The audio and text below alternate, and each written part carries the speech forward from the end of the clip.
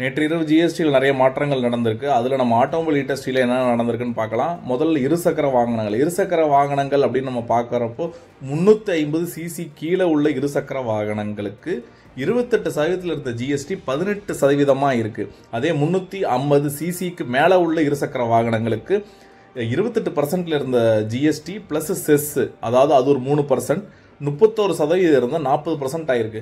அப்போனா 350 சிசி கீழே உள்ள இருசக்கர வாகனங்களுக்கு 10% வந்து குறைஞ்சிருக்கு. 350 சிசி மேலே இருக்க வாகனங்களுக்கு 9% ஏறி இருக்கு. இது நம்ம விலையா அப்படின்னு பார்த்தோம்னா 350 சிசி கீழே உள்ள வாகனங்களுக்கு 10,000 முதல் 30,000 வரை கம்மியாக இருக்குன்னு சொல்லலாம். 350 சிசி மேலே உள்ள வாகனங்களுக்கு 20,000 முதல் 60,000 வரைக்கும் விலை ஏறி இருக்குன்னு சொல்லலாம்.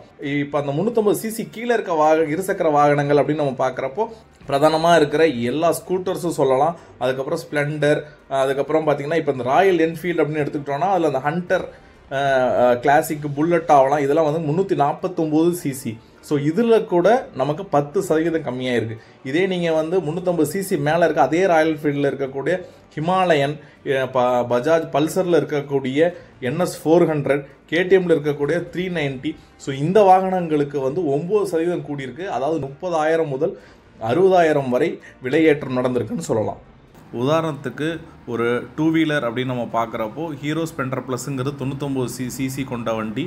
இதோட இப்போய ஆன்ரோடு ப்ரைஸ் அப்படிங்கிறது நமக்கு 98,900 இருக்குது. நமக்கு புது ஆன்ரோடு ப்ரைஸுங்கிறது 83,000 வரும். தோராயமாக தான் இது. ஸோ அப்போ வித்தியாசம் அப்படின்னு பார்க்குறப்போ ஒரு 15,000 இருக்கும்.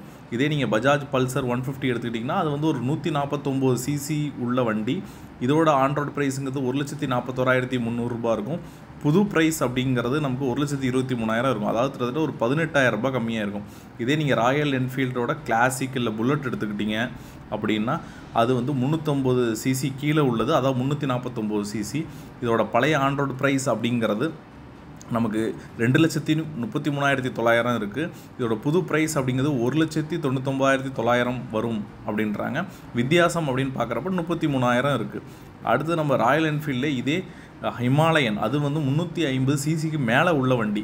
ஸோ இதுக்கு நம்ம பார்க்குறப்போ இதுக்கு கிட்டத்தட்ட 40% இப்போ ஜிஎஸ்டி போட்டிருக்காங்க.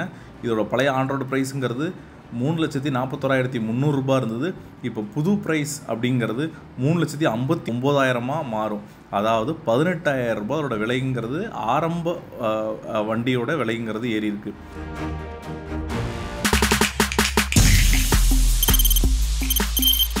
தவிர்க்க முடியாத தம்ப்நெயில்ஸ், கலக்கலான கண்டென்ட்ஸ், சினிமாவும் சீரியஸ் பிரச்சனைகளும், பல வருடங்கள் இடைவெளி இந்த படத்துல கலகலப்பும் கைகலப்பும்.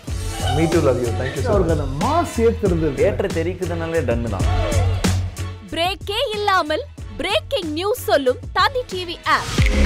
இன்ஸ்டா தலைமுறை வரை இறங்கி அடிக்கும் தந்தி டிவியின் டிஜிட்டல் எக்ஸ்க்ளூசிவ்.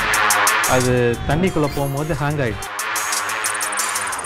உங்களுக்கு விஜய் சார் எந்த அளவுக்கு ரொம்ப பிடிக்கும்? Of course, Malayalis are huge Vijay sir fans. ரெண்டு பேருமே ரொம்ப பிடிக்கும் எனக்கு.